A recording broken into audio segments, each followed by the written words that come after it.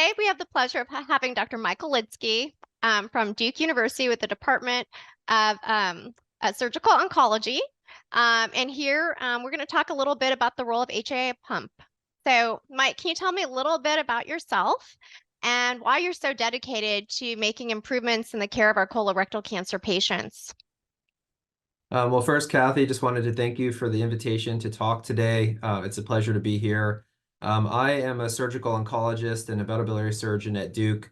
I did my residency here at Duke. I left for 2 years to do fellowship training at Memorial Sloan Kettering, where I learned about hepatic arterial infusion, and then returned in 2018 to join the faculty. Over the past 5 years, I've devoted my clinical practice to the care of patients with malignant and pre-malignant conditions of the liver, biliary tree, and pancreas.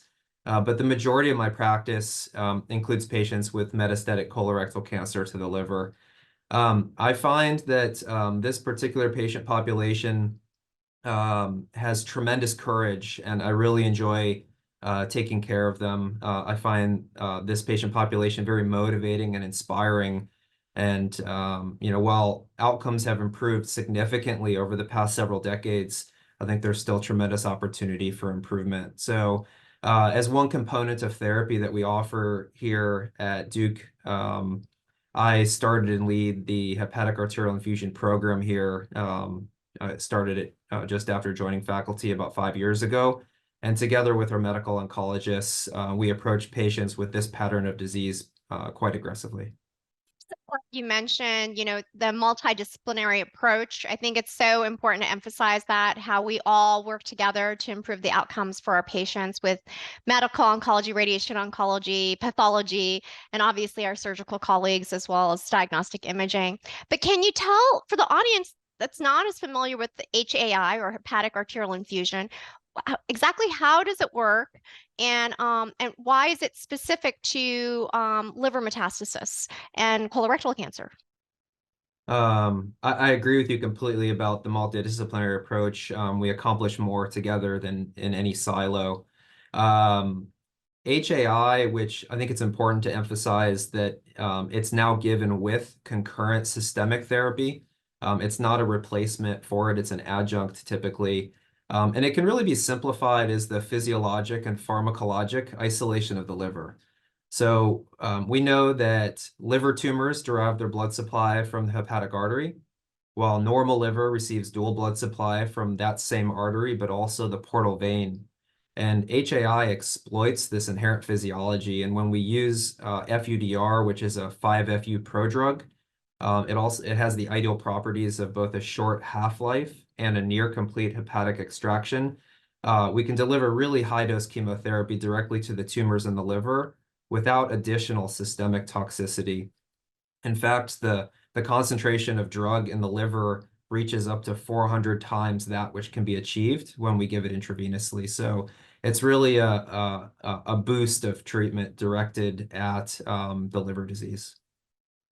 Hi, and one thing I think that's important then, who are the patients that would not benefit necessarily from this approach? That's a great question. The outcomes for hepatic arterial infusion are best in patients that have disease confined to the liver, metastatic disease confined to the liver. While we do make some exceptions, it is uncommon because when we direct the majority of effort toward the liver, we do have to reduce the systemic chemotherapy component. So in patients that have disease outside the liver, extrahepatic disease, those patients can get into trouble when we treat them with HAI. I think the other potential disadvantage in those patients that don't have disease confined to the liver is the time they need to be off of chemotherapy to get the pump implanted. It does require major abdominal surgery. So the break required before and after surgery can be a challenge for patients with disease that is also outside the liver. Patients have to have normal liver function. We're blasting their liver with very high-dose chemotherapy. So patients that have impaired liver function, either due to intrinsic liver disease or maybe due to their cancer, are not great candidates for this therapy. And for that same reason, patients with cirrhosis or portal hypertension are not good candidates. And then lastly, they need to be good surgical candidates. They have to undergo this operation and have good performance status where we can take this aggressive approach. Thanks so much for that information. You know, the use of HAI started largely at Memorial Sloan Kettering Cancer Center several years ago.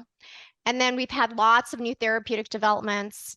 And then we've seen recently a large resurgence of the interest in HAI. And why do you think that is? It's been interesting and exciting to watch the evolution of this therapy. I think it's important to mention that HAI is not a new therapy. It's not experimental. I consider it to be a standard approach here at Duke, as do many other centers. And I think the question that remains unanswered is whether HAI is better than modern therapies, modern chemotherapy. For over 40 years, Dr. Nancy Kemeny and her team at Memorial Sloan Kettering pioneered and optimized HAI, and that included improvements in safety and efficacy, especially in the most recent time period. You may recall a wave of enthusiasm in the late 90s and early 2000s, and a number of new centers across the country opened new HAI programs. But unfortunately, most of these programs observed high rates of toxicity, specifically biliary toxicity. Many of them saw no improvements in survival. And this was also around the same time that modern cytotoxic chemotherapy came to the clinic. So I think it was, pretty easy for new centers to abandon HAI as an option. The body of literature that we have comes almost exclusively from Memorial Sloan Kettering, and inclusive of prospective trials and randomized trials. Most of these are single center. They're old, 15 to 20 years old, and compared what we would now consider to be outdated regimens. And I think, due to these limitations, there's this ongoing skepticism regarding safety, feasibility, and efficacy of HAI outside of the Upper East Side of Manhattan.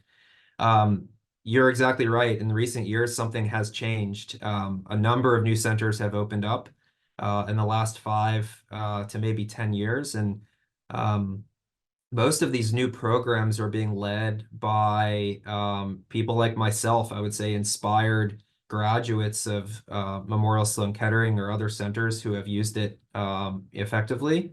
And, based on this wave of enthusiasm, we formed an international HAI consortium about 3 years ago. That consortium consists of over 200 surgeons and medical oncologists from nearly 70 centers around the world. And, as a group, we're really committed to further improving HAI outcomes and identifying which patients will derive the greatest benefit from this therapy. I think this must include randomized trials that compare HAI to modern day therapy. And it's interesting, we now find ourselves in this window of opportunity where really for the first time since the inception of HAI in the late 70s and early 80s, there are now enough centers using this therapy to conduct real-world, multi-center randomized trials. And I think the excitement of that opportunity is certainly contributing to this renewed interest we see in this country and other countries. So that's a segue for me to hear and our audience to hear.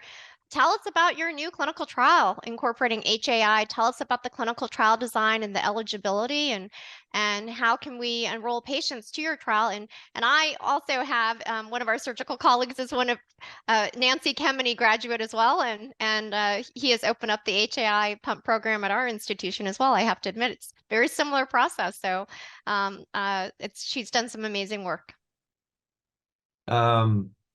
I'm excited to tell you about the trial. The trial is being run through ECOG Akron. It has the number assigned EA2222, also called the PUMP trial.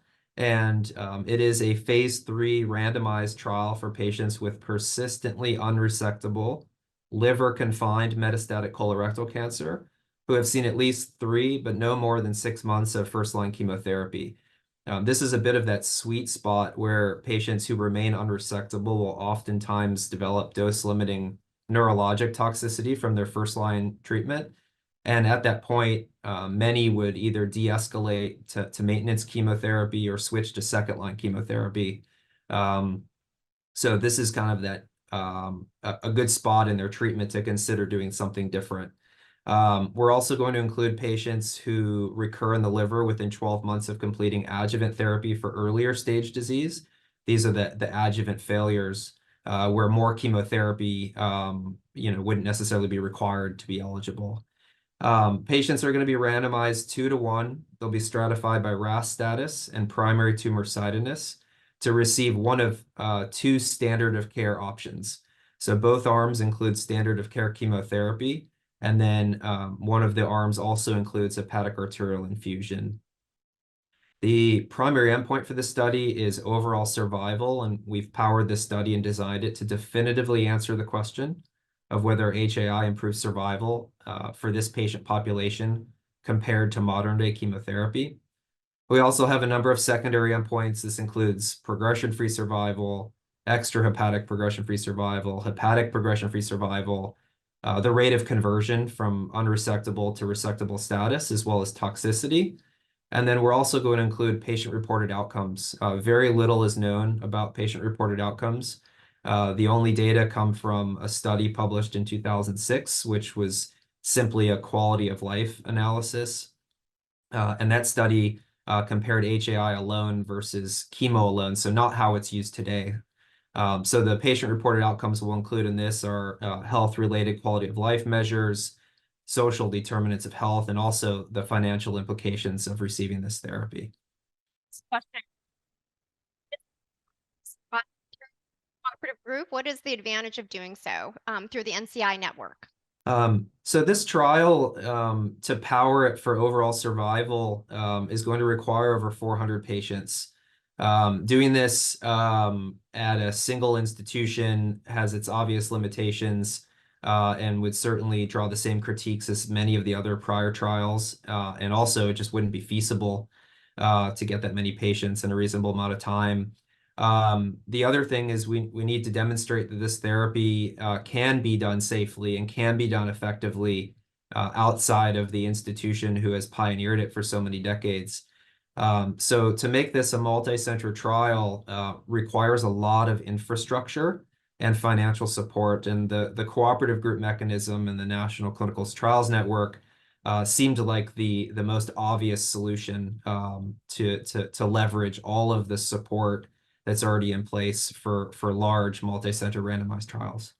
Well, thanks so much, Mike. This was so informative. I learned so much today about why you've been so inspired to help out our colorectal cancer patients, and really your passion for HAI pump and and inclusion in our treatment paradigm. So thank you so much for allowing me to interview you today, and I hope we can provide this information to a lot of other individuals so they can also enroll to your clinical trial and your efforts. Thank you so much, Cathy.